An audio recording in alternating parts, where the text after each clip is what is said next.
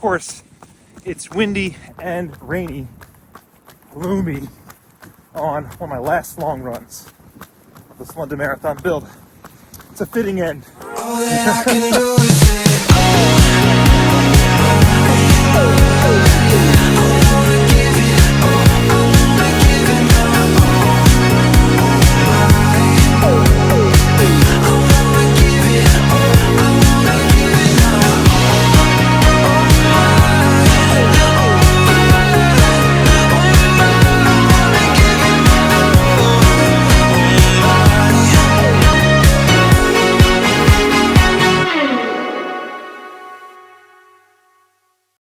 All right, this is episode 12 of the London Marathon 252 build-up. It's been a wild ride from start to finish, it's pretty much not finished yet because I still have the race this weekend. I'm truly grateful for the fact that I was actually able to make it to this point I'm at right now in the final weeks of this London Marathon build-up. And honestly, I thought I was doomed after finding out that I had shin splints not too long ago. I have developed, I believe, shin splints.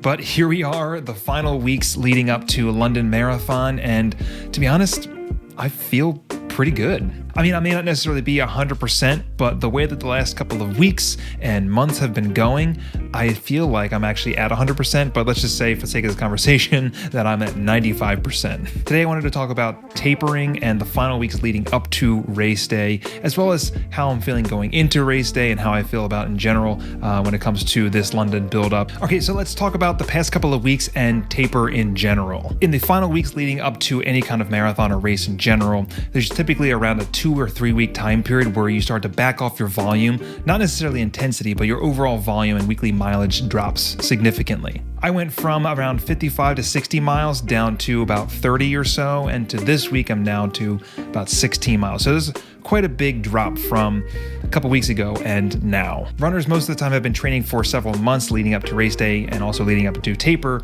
where it's high volume, high intensity, but this time period you're backing off of the volume and you're also backing off of the intensity just slightly to let your body recover before race day. It pretty much gives your body a chance to recover, but also still putting time on your feet. Now, don't get me wrong, this is not necessarily like any kind of like spring break or anything like that. You still have work that needs to get done. You can't just like sit back and relax and just wait for race day. There's still work that needs to be done. You still have some long runs to do and some speed sessions to kind of help with quick turnover and to make sure your legs don't become stale before race day. The day after a rest day and doing a speed session today, it's just 1K repeats and 800 meter repeats today. And we've done this one before, back in like October, but now we'll be visiting it right before London Marathon. It's a taper version. Ooh. Just trying to turn the legs over a little bit.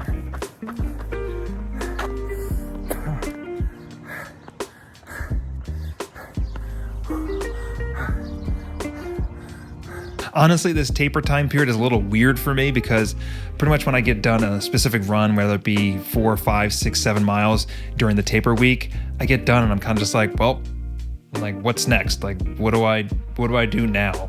The main reason is because I've been doing longer runs during the weekdays, that it's pretty much taking up a significant amount of time during the morning hours.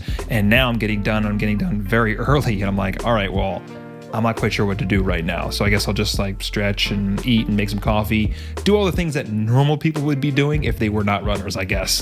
This is also a time period where a lot of runners, myself included, tend to kind of question your abilities a little bit. There are a couple time periods where I've actually run some marathon paced miles and I'm like, I have to do this for how long now? There's a lot of questioning of your abilities during this time period.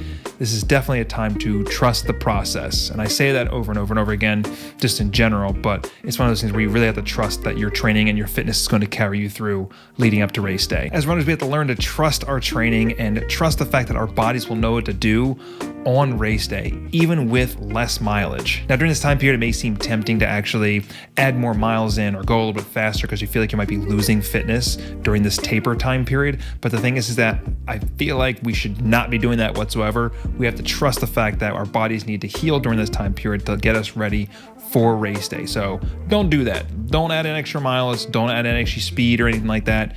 Don't add in anything extra. Just stick to the plan. We have to use this time to let our bodies heal before race day. Now, also, I was dealing with a shin splint issue a little while back, and that kind of had me doubt a couple of things during my training cycle. But now I'm actually super grateful that the pain kind of subsided a little bit, and I'm actually able to get into a normal rhythm and training cycle when it comes to building up for this 252 marathon attempt. And once I was able to get my last long run in of 16 miles leading up to the marathon, I feel like after that time period, I was able to get through it with no issues. Nothing was in pain. Nothing was really bothering me so much. I kind of felt like the effort was like really easy doing the 16 miler. After that time period, that's when I knew I was kind of in good hands when it comes to leading into taper and getting up to race day. Of course, it's windy and rainy, gloomy on one of my last long runs of this London Marathon build. It's a fitting end.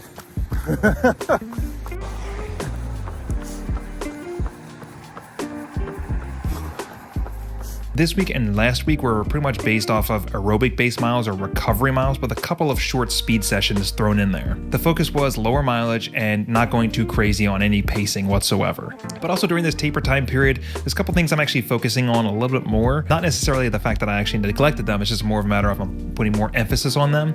And one of them is actually spending more time with the pup. I know he loves that. This morning is the first morning that I'm actually having a rest day during taper. And of course, it is quite warm out here. It's like in the 50s on a day that is a rest day for me.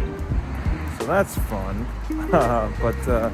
Yeah, guess I had to take this for what it is. It was great while I was actually running.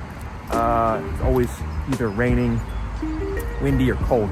But also nutrition and hydration. For the nutrition portion, I've been focusing more on antioxidants and vitamin C. I want to make sure that I'm kind of repairing a lot of the cells in my body and everything like that. And also the vitamin C kind of helps with blocking any kind of like sickness or illness or anything like that from anybody around me or anything that could pick up randomly somewhere. But also I've been adding in more protein as well, just because I've been having a lot of carbs recently. Also using that protein to kind of help repair damaged muscles from all the heavy lifting that I've been doing, all the miles I've been putting on my legs, just to kind of build up those cells a little bit more in my muscles to kind of make sure that they're primed and ready to go for race day. Hydration has also been key, because the thing is that I want to make sure I stay on top of that and I don't get kind of lackadaisical on that either. The temperatures have been getting a little bit warmer where I'm at right now, so I want to make sure I stay on top of that now and I don't necessarily forget about it.